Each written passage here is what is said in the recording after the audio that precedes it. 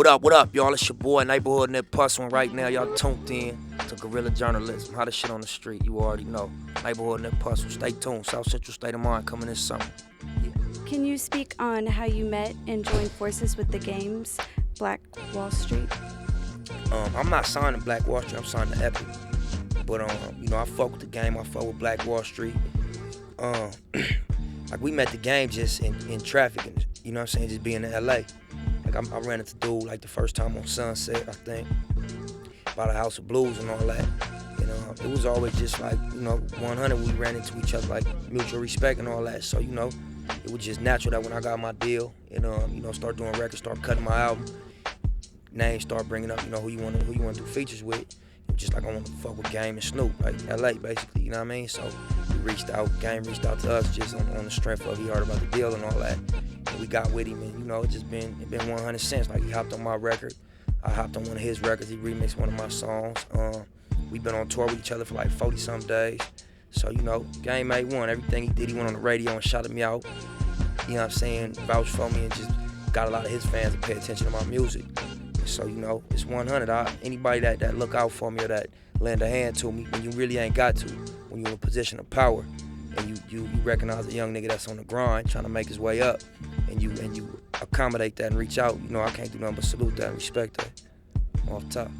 You want to talk to us about your necklace you got there?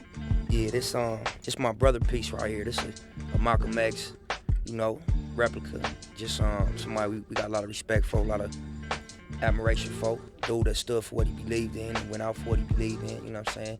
It ain't so much on the black or white tip, it's just about dude feeling so strongly about his beliefs and standing up and being a full stomp down hog about his ideology and about how he felt about life, you know what I mean? So yeah, that's what that is. A little something, 500 grams, 20 carats, 14 karat gold, half a kilo. That's what I be rapping about, y'all know. Man, it's all material, my nigga. That ain't what it is. It ain't on me, it's in me, you feel me? I was popping before the jewelry, Yeah.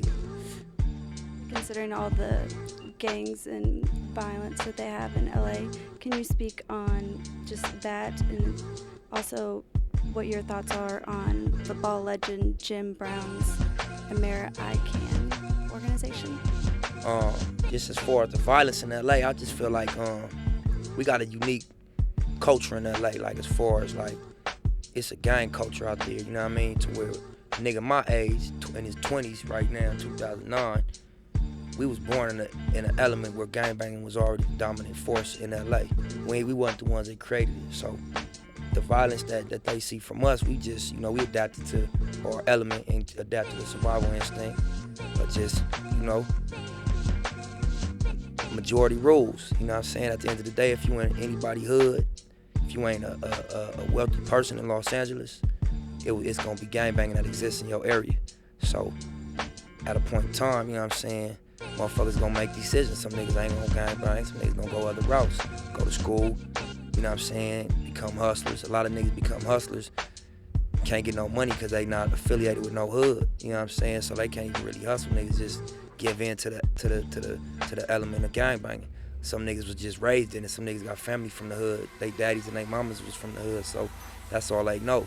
Like, everybody got a different reason and different exposure to it, but it's such a strong element that it like I said, if you ain't a well-to-do person in LA, that's gonna be the dominant force in your life. You know what I'm saying? To the point where it's hard to even be a man if you ain't gangbanging in LA. You might be with your girl walking and run across 15, 16 niggas from the hood, and they touch on your girl or say something, you ain't finna say, you can't really say nothing back, cause it's power in numbers. You got 15 niggas against you, and you ain't got no win. You feel me? So, like I say, niggas get with the shit for a lot of different reasons, but it is the dominant culture and dominant force in LA. So, one way or another, it's gonna have an effect on you. You know what I mean? If you've grown up in LA, off top. And about Jim Brown and the mayor, I salute him for devoting money toward trying to redevelop and rebuild a place he came from. I don't know if Jim Brown from LA or not, but I know he reached out. When I was going to school at Markham, a lot of the young kids, like, he was bringing them to his house on the weekend and all that, and, like, you know what I'm saying, trying to have community outreach programs to where after school kids will go, you know, like the Wise, some shit like that. But I'm not too familiar with his policies, so I don't want to get no opinion about it. I just say I commend him and salute dude for putting money into something positive, even though it might be not-for-profit, it might be for tax reasons, or he might be sincere about it, who knows. But I salute him for just having it going, you know what I mean, either way. I'm pretty sure he affected some people. I'm sure he, you know what I mean, in his whole length of time of doing that somebody was affected in a positive way. I don't know nobody personally that's gonna say American program diverted me from the lifestyle of gangbanging to something positive. I don't know nobody firsthand that was, you know, affected by it, but that's not to say it wasn't people that was, because like I used to see stuff on TV about it and all that, like you got Crip and Blood, ceasefires. But it's kind of hard if you're not involved in the element of gangbanging to have an effect on it and change it. Because niggas that is active is gonna always look at you like an outsider. And like you can't tell a nigga nothing unless you went through what I went through and you experienced what I experienced. So the people that's gonna stop gangbanging is the gangbangers. That's gonna be the ones that, you know what I'm saying, at a point in time said we had enough, niggas gonna be mature and have some type of understanding about each other. I got my album coming out. It's called South Central State of Mind. We gonna put out one more mixtape before Bullets Ain't Got No Name Volume 3. And you know, the album title kind of sum up the concept of the record, South Central State of Mind, you know what I mean? Like I said earlier, it's a real strong culture that exists in LA, that really exists, that's not being perpetuated because it's cool or motherfuckers feel like it's the thing to do like other areas in the country.